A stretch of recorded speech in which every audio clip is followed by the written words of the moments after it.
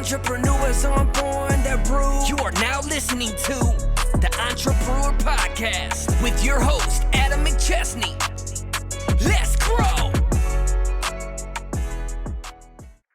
Welcome to the Entrepreneur Podcast. I am your host, Adam McChesney, and I want to thank you for being here today.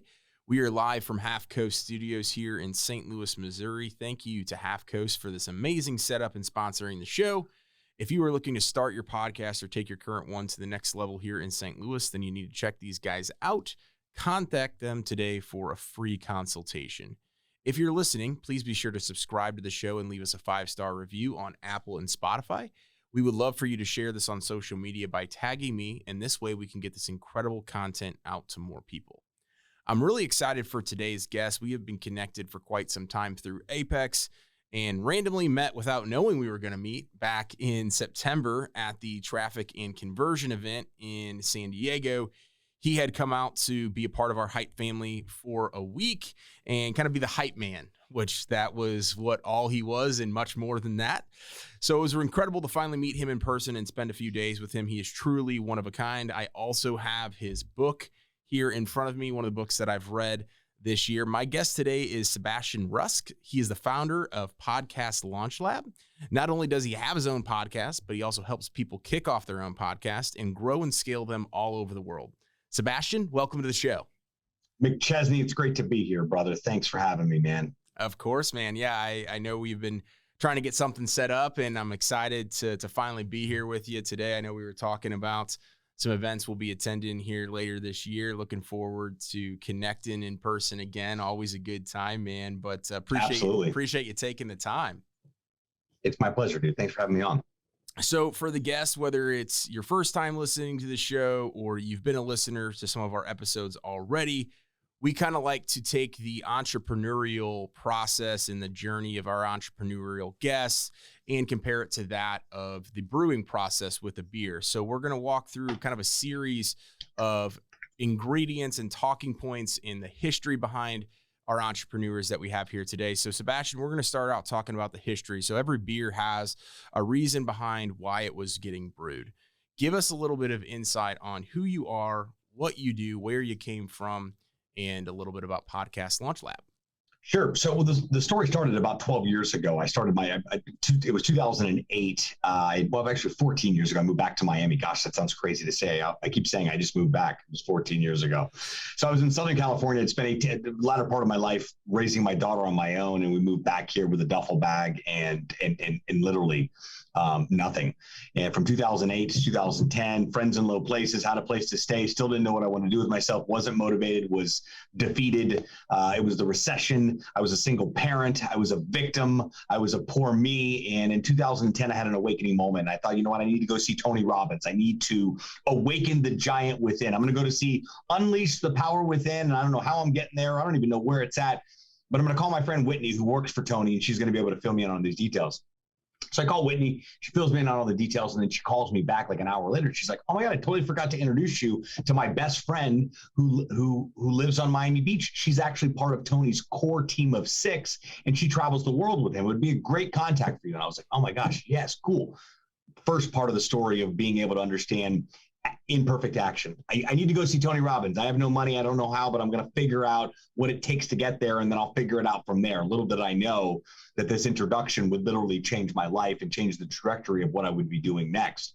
So I get introduced to this individual almost right away, and we decided to meet up for a drink that week. And in the middle of that week, I was trying to figure out what I wanted to do next. In Southern California, I did direct marketing for realtors and mortgage brokers. I had call centers, I had marketing. I drove the marketing into a call center. I would screen the call out, and I would sell it as a live transfer to the real estate industry. Banks stopped lending. There was nobody to sell anything to, but I was still an entrepreneur at heart. I wanted to figure this out, even in the midst of what appeared to be a recession, but I didn't know what I wanted next. So I met up with her that week. But prior to that, I had sent her a video that I shot on my laptop, terrible quality, in my living room. And it just talked about being able to help you out with your marketing efforts, and give me a call. And I posted it on YouTube, and I shared it with her, and she blew up. She was like, oh my God, that's incredible. Your energy is fantastic. Like it pulls you in. You should start a YouTube channel. And I got, cool, we'll talk more about it this week when I see you. So we met up that Friday. I'll never forget it. We were at We were at TGI Fridays on Ocean Drive, like total tourist trap. I didn't have enough money to go anywhere else. So I wanted to like at least, buy one, get one. Happy hour would at least, I could save face, if you will. And we're having a conversation right after we had met. And she looked at me and she said, "So Sebastian, what's next?" And I said, "I don't know." And she looked at me and said, "That's a problem." And that was the PG version of what she told me. And I was immediately offended because remember I told you I was a victim. So those are my offended days. So I was thinking, who is this girl to tell me what I'm doing with my life is a problem? But I thought, you know what? I just met her. It came through an introduction. Let's not act a fool here. Let's get curious. So let's ask her. So what do you mean by that? And I swear this conversation was one of the most pivotal conversations I think I've ever had with an individual when trying to figure it out and what was next. She looked at me and she said, "Sebastian, let me ask you a question. Who's missing out because you're not showing up?" And I thought, wow, so maybe it's not all about me. She goes, "You can start a YouTube channel. You've been screwing around on MySpace since the beginning of all this. Like I got online on social like the beginning. 2012 with LinkedIn and MySpace, and then Facebook in 2006, and I was active on it, but I hadn't done anything with it. So you start a company like start a YouTube channel. There's a lot of buzz around social media, and I'm like, how about Social Buzz TV? She's like, "That's awesome. That sounds great." I sent that to a designer on Fiverr and came back to me with what would become the Social Buzz TV logo. So I was like, great. I have no money, I have no car, but I got a logo, and I got a little bit of oomph in me. I got a little let's get back in the game. I got a little spark to me again because she had initiated that in me. She had posed a question that included me involving more than just me. And that to me, that was like, wait a second. So I started running around town telling everybody I was starting the biggest, baddest social media company called Social Buzz TV, and we're going to create content, and I'll go to networking events, and I'll do little video recaps with my little flip cam. Remember those? Little flip cam. And I was just evangelizing what I would be doing because I firmly believe, I don't believe that you should fake it till you make it. That is absolutely terrible advice. But I do believe that you should act as if you are already there. And I had previously lived through that experience of if you play the part long enough, you will become the part.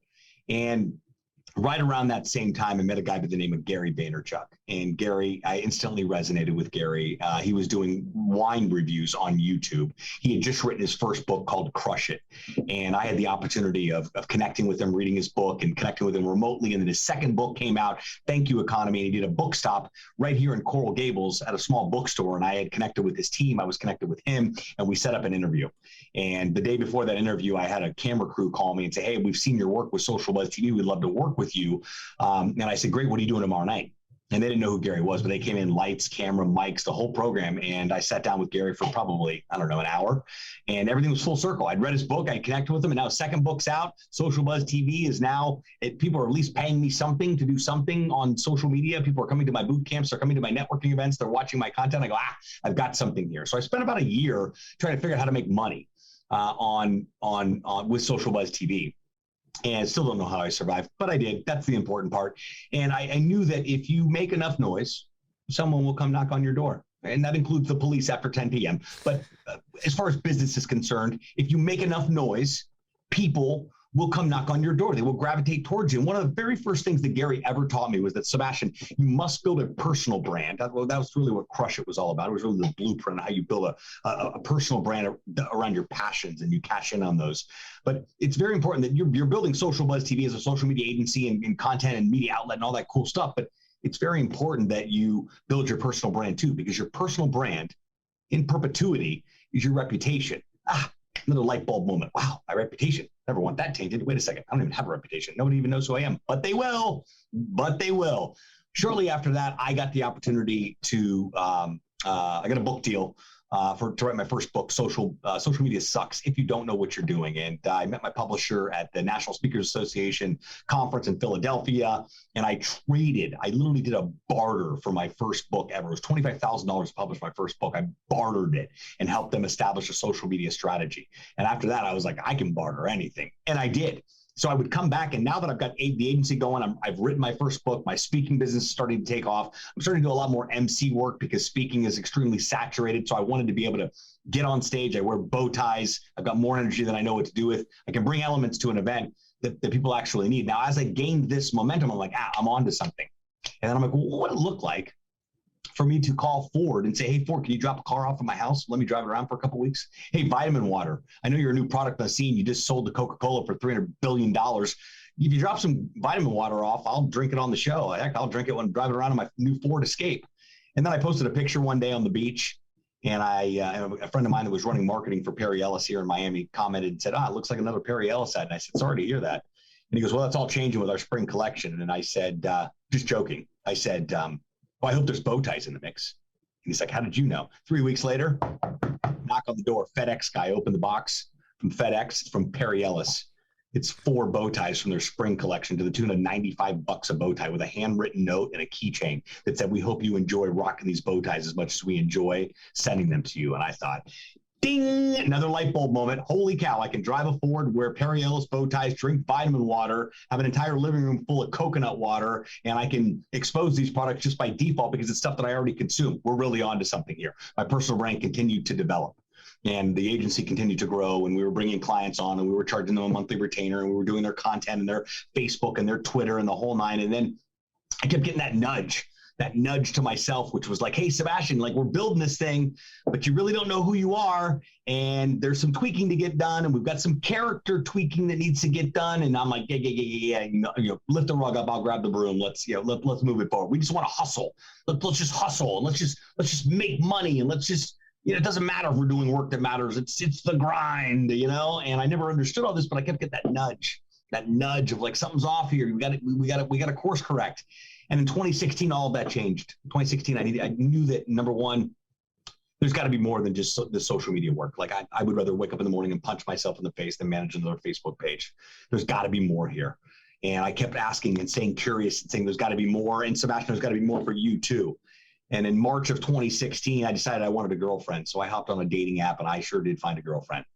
And this girl led me through the doors of a personal development course that would forever alter the path that I was on forever. And it would help me understand why I was so curious about becoming a better version of myself, because I hated myself and I didn't believe in myself. I talked a great game and I appeared to show up as a good game, but it was all noise and just quack, quack, quack, quack, quack. I didn't believe it. And if you don't believe it, nobody else is going to believe it. I didn't understand that then. So I took 2016 off. I took an unplanned sabbatical. Didn't even mean to do it. But when you're doing deep work on healing yourself, nothing else matters. And the world just stops until that work is done, because the only way out is through. So I chose to, and I was resistant and I didn't want to do it. And her and I didn't work out. She broke up with me in the middle of it, as if personal development isn't painful enough. I went through a breakup in the midst of all that, but I came out of it loving myself. And I came out of it 100% accountable for my life. And I came out of it no longer blaming anybody, not mom, not dad, not parents, not my childhood, not my upbringing, not my lack thereof, nothing. Full 100% accountability for my life and owning every single area of it and realizing that every single thing that happens to me in my life is my fault. And I also learned how to love myself. Because somebody said, when you love yourself, you attract other people to love themselves too, and you can change the world doing it. And I'm like, that's very attractive to me. So September came out of that and had another awakening moment. And I said, okay, enough is enough. We've gone through the training. We've learned how to love ourselves. Now it's time to implement. Let's get out there and take action. So I went to a co-working space around the corner. I put them together and asked them if they want to do a deal. I'd record my podcast. You give me one of those shared desks that's there anyway. It's like $200 a month, and we'll ink a deal. And we did that. And I ran into a friend the first week there, and she had an internet radio station. And she came out and she's like, "Oh, I have an internet radio show." And I was like, "What the hell is that?" And she's like, "Oh, it's this, that, and the other." I was like, "Yeah, it sounds complicated. There's a better way. Have you thought about a podcast?" And she's like, "No, I don't know how to do that. Can you help me start a podcast?" Ding, ding, ding, ding, ding. More light bulbs. Holy cow. Of course I could start a podcast. I've been inconsistent with mine, but I know the basics. I've been able to do it. So I walked her down to her car. I went back up to my brand new barter desk, 6 years in, starting over, but still staying in the same space. Because that was the thing. Like, how do I stay in the digital space? How do I stay in the social media space? but leave at the same time. And podcasting allowed me that freedom to do it. So I really went back upstairs. I wrote down on a piece of paper, podcast launch lab on the top of the piece of paper. It would be a turnkey podcast launch solution to take marketers, entrepreneurs, and business owners from idea to iTunes in 90 days or less by starting a podcast and then helping them support them with ongoing production. And by default, I would start to build my own community, my own mastermind, and my own movement of people that had that common denominator of being able to start a podcast. And I started to phase out the social buzz work. I had 1 or 2 clients still left that I just had to call them up and say, I'm just not into this anymore. My heart is not into this anymore. I'm going to a different direction within social media. I'm going to continue to build my personal brand, but it's going to be all around podcasting. And it's the only thing that I'm going to do. And every year I chipped a little bit away. And by late 2018, I was all in. I let everything go. And I said, you know what, if it's not podcasting, I'm just not interested. I mean, I've already been to hell and I'll probably be back again, but I'm just not going to do things that I'm not deeply passionate about. And, here we are it's been almost 6 years now, and full circle. I mean, all chips in the middle of the table with podcasting, but that's where the story began 12 years ago. And here we are in 2022 at the time of recording this episode. The agency's growing exponentially, and I host 4 shows of my own right now. I'm getting brand endorsements and speaking opportunities to be able to just leverage my talent, my personality, my expertise, both in podcasting and now this world of Web3 and NFTs, because I have an NFT podcast. So it's just been an absolutely wild ride, but I do firmly believe that 2022 is my tipping point year. It's the year where everything you've been working for the past decade starts to happen and starts to actually take place, because I was willing to do the work. And it's not the work of posting, and it's not the work of business, and it's not that hustle. It's the work of becoming who you need to be for the role that you've been assigned to be able to do. Adam, there's not a doubt in my mind that every single person on this planet has a calling on their life. There's no doubt about that at all. The only question is, are you going to answer it? And if you want to take it a step further, part of that calling is that people are assigned to you. So by you not showing up, remember the beginning of the story, who loses because you don't show up? And I'm like, I don't want to be that guy. I don't want to answer to God one day that I didn't show up with the gifts that he gave me to impact the people that he sent me, because I decided that I had a better way and that I had it all figured out. Because when you realize you don't know shit, there's a lot of freedom there. And I live in that space every single day. And I know a little bit about podcasting, a little bit more than the average person, but I'm still learning. I'm still cracked wide open, and I still feel like I'm just getting started.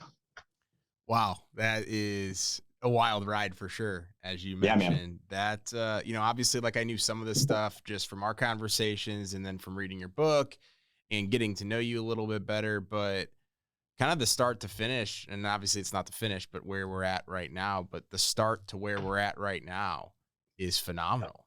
And the insights, and I love about what you said, because with the hustle and quote unquote hustle and grind and the burden that a lot of entrepreneurs or just employees of entrepreneurs in general get so bogged down by thinking that that's what they truly have to do to be able to do that. And in the process, they lose themselves.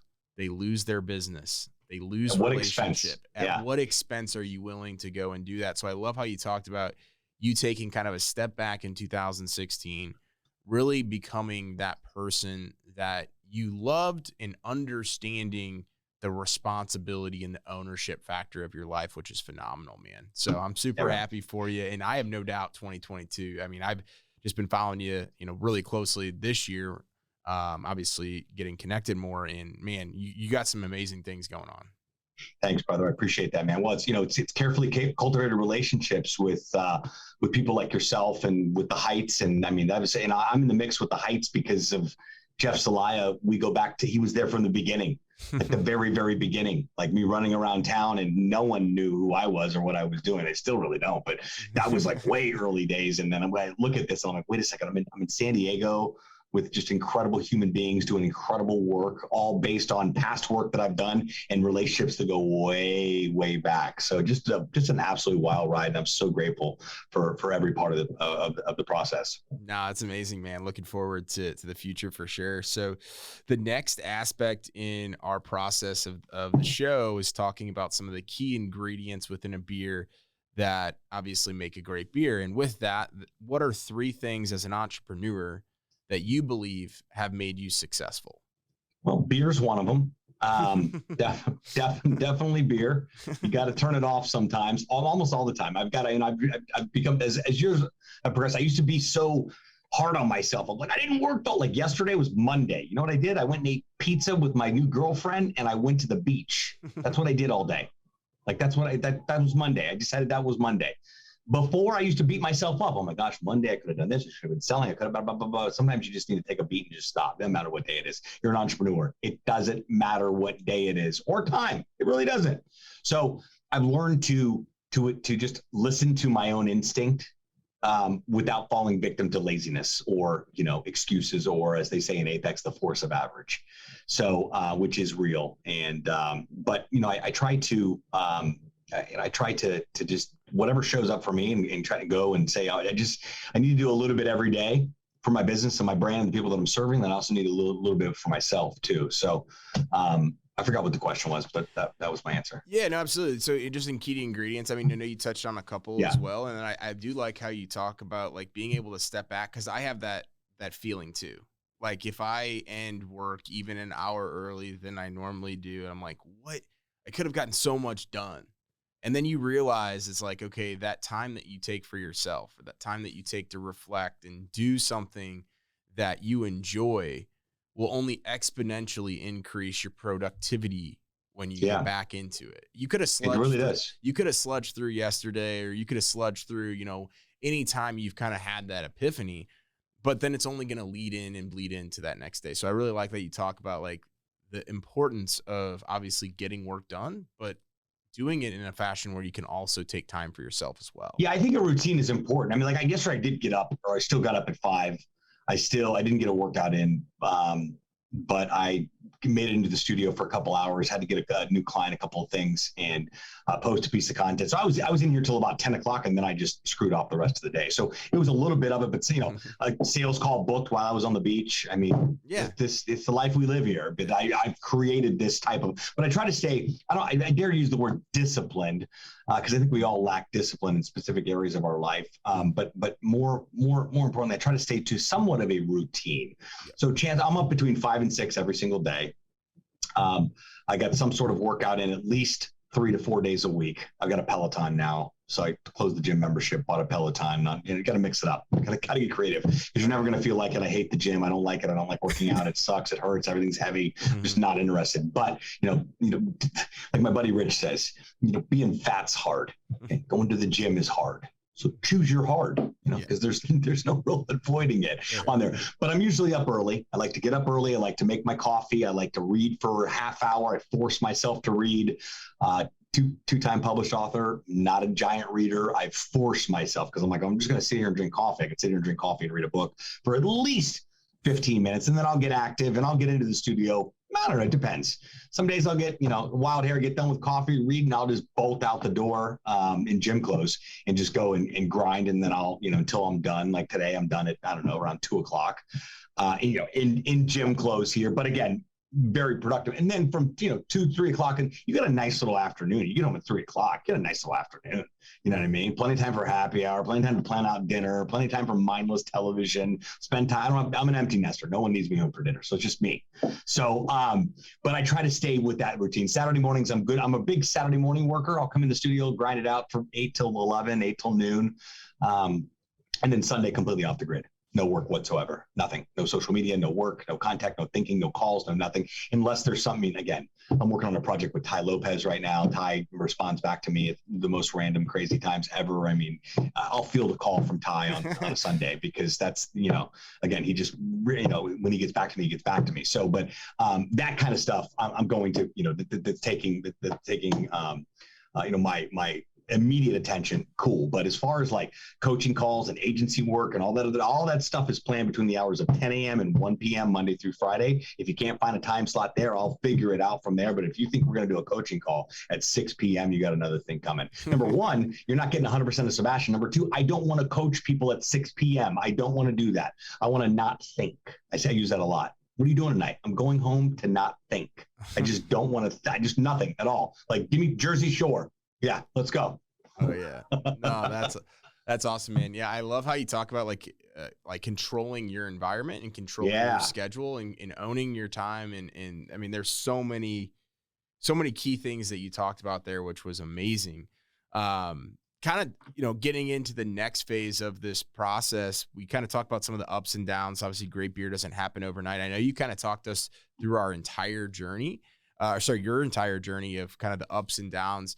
Was that conversation, though it sounds like that you had, was that kind of the turning point? It seems like within your self-revelation of everything that came to fruition of where you're at today, of really being the down or the turning point within your journey?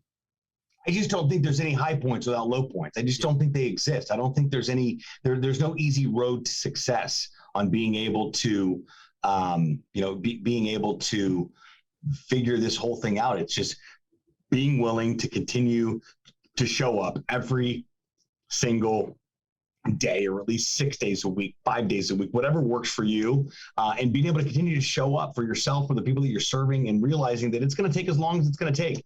And what was the question again? Gosh, I'm terrible. No, you're good. No, so you kind of talked about it just as far as like necessarily like the pivotal point of the conversation that you had within the journey of it kind of being like your ups and downs of where you're at today. But it kind of sounds, you use it as leverage. You use it as leverage. It's like, my buddy E.T., he'll be at MDM actually this coming June here with Apex. E.T., the hip hop preacher.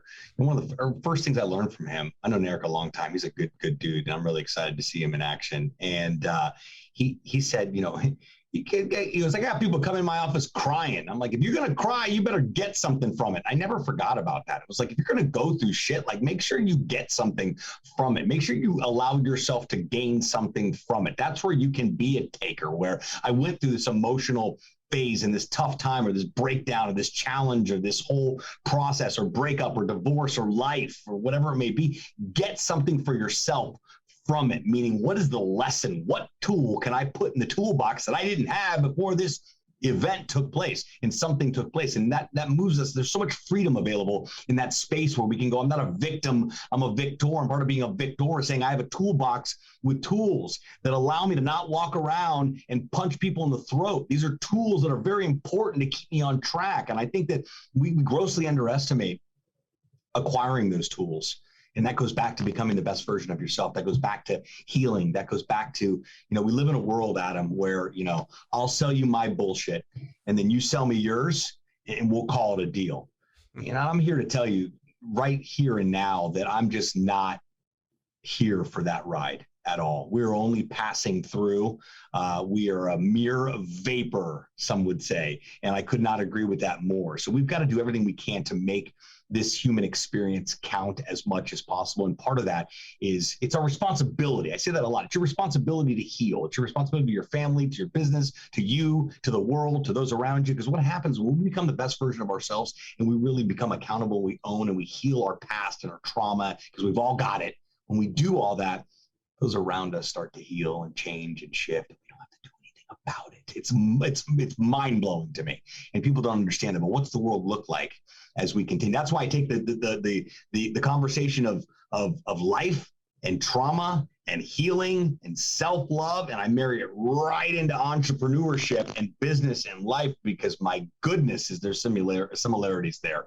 I mean, how much pain and headache and I can't do this and inner critic, and I'm not sure, is anybody listening? Does anybody even care? These things that take place on a daily basis. So what does it mean to maximize our human experience by becoming the best version of ourselves, so we can in turn acquire more tools for both life and business and the people that we're serving? It took a long time to get here, though. Long time to get here. That's super powerful. And I think that obviously there's a variety of things that we deal with in life that we try to separate into one particular section, when we realize that if we're having issues over here, we're having success over here, normally there's more things that go into it, and trying to bring it full circle and kind of be connected in all those areas. I couldn't agree. It's going to show up eventually. Exactly. It's going to show up. It's going to show up in a divorce. It's going to show up in an addiction. It's going to show up in a vice. It's going to show up in poor judgment. It's going to show up somewhere. It's a quote. I'm paraphrasing here, but the quote says something like, "When we choose not to heal, we just bleed all over everyone." I don't know what the exact quote is, but it's so true. And it is. The more we go around, it's that, old saying, another accurate quote. We're just quoting away here on this episode, but hurt people. Yeah. And when we recognize that, I don't know about you, but I take inventory of myself. Do I hurt people? And then the more awareness is what really unlocks all this, is being aware and self-awareness. Gary's been beating that drum for a long time, like knowing exactly who you are, knowing exactly how you're showing up in this world, what your strengths are, what your weaknesses are, what you can double down on, what you can't. Understanding all those things, I think, is extremely powerful. And there's a tremendous amount of freedom available there. So I'm looking to blaze the trail of not only helping people, podcasting is just a small aspect of my business. I know that sounds crazy to say, but podcasting is a lot about a lot like life and a lot like business. And I try to teach the contrast in the two of those, because a lot of the coaching that I do is helping people become who they need to be in order to become a podcaster. The final product is an actual podcast of a show and content, but it's like Jim Rohn told Tony Robbins when he was very young, when he was just getting started. He said, Tony, become a millionaire for who you become in the process, not after, because it's about the journey. Because once you get there, because if you're an asshole now and you become a millionaire, you're just going to be a bigger asshole, because money just magnifies these things. Mm-hmm. So becoming who we need to be for the role we're actually playing, and then money being the byproduct of doing work we love, being in service, and doing work that actually matters. That's what I'm here for. And that did not click and make sense. I just wanted to be rich. Why? I couldn't answer that question. Why?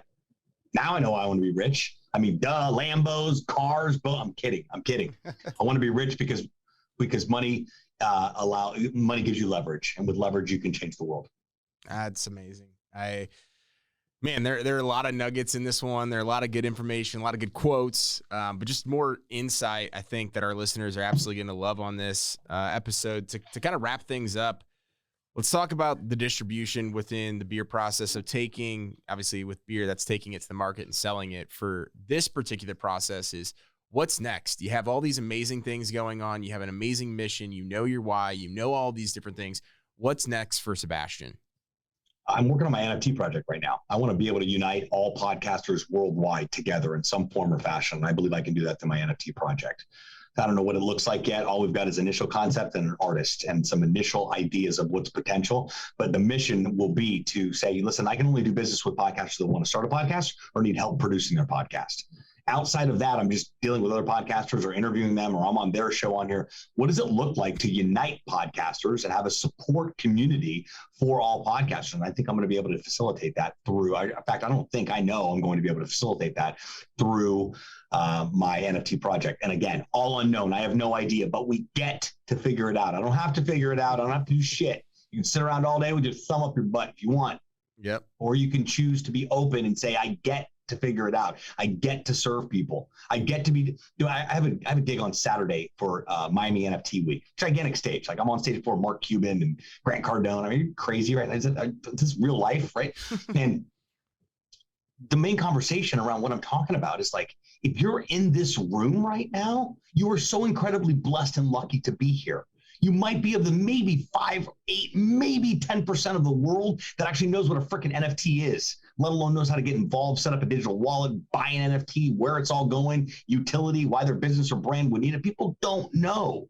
But the very fact that you're curious about it right now, and that people are in that room, have paid money to be in that room and buy a ticket to learn, have a gigantic advantage. And in the same conversation, the same line, you have a huge advantage and a huge opportunity. You also have a huge responsibility if you're seeing and understanding things correct on here, and what it looks like, and what does your role play in this world of Web3. I watched Web 1 come. It was great. Windows 95, dial-up and AOL, baby. And we watched Web 2 come along, and it was all skeptics. I'm not doing that. I got a fax machine. I got couriers. I got telephones. I don't need the damn internet. Social media comes along. I'm not getting on Facebook. I've been in business. And then we continue to say this stuff isn't going anywhere. This stuff isn't going anywhere. And now we're in Web 3. And I think Web3 has made Web2 made Web3 very, very easy to digest and for people to be open. People are jonesing for this information. There's an NFT conference, and you can't swing a dead cat without finding one these days. And there's a reason for that, because people are curious and they know that Web3 is in fact going to blockchain will make life easier and will make life less friction. When we get more frictionless, and that's what we all desire. And technology is not going to slow down. Technology doesn't care about your feelings. It doesn't care about what you think about it. It's going to continue to move at a rapid pace. There is no question there. The only question is, are you part of it? Is your business part of it? Is your life a part of it? And are you curious enough to go and figure it out? Because I know that had I not put the work in 12 years ago for the social media, I would not be able to continue to leverage my personal brand and what we're doing here at the Podcast Launch Lab, because I would have no clout in the game. I would just be getting started. There's a lot of people just getting started. A lot of people just now setting up the Facebook page. I'm not calling you out. I'm calling you in. No, that's awesome, man. Yeah, I've seen your stuff on the NFT project and super excited to see where that goes, man. And more importantly, just appreciate you coming on here today. Looking forward to connecting with you in person soon. Give the audience, we'll put it in the show notes, but give the audience the best place to be able to find you on the internet. I'd say my Instagram, because it has my link tree and has all my relevant links on here. I'm doing a big push on the NFT podcast these days, so make sure you subscribe to the NFT Suck podcast. That's nftsuck.co. That'll be in the show notes, show description of this podcast episode. If you got questions, thoughts, ideas, concerns around, I've been thinking about starting a podcast, but I don't want to do the work. I need some help with it. Be more than happy to have a conversation with you. You can schedule a call with myself or my team.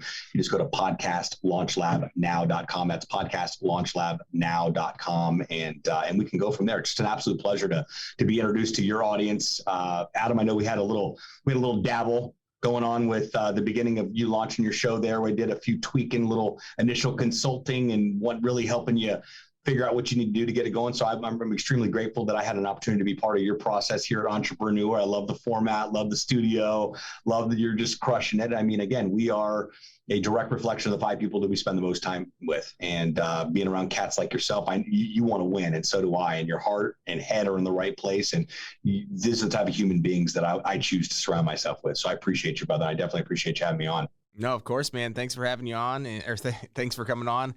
Always a pleasure. And I want to thank our audience again for tuning into the podcast. Please be sure to subscribe, download, and share our content. Leaving a 5-star review goes a long way. And thank you again to Half Coast Studios. If you're here in St. Louis and looking to start your own podcast, then you seriously need to come check out what they have going on here. See you all next week. And remember, entrepreneurs aren't born, they are brewed. I'm an entrepreneur. Entrepreneurs aren't born, they're brewed. Thank you for listening to Entrepreneur Podcast with your host, Adam McChesney.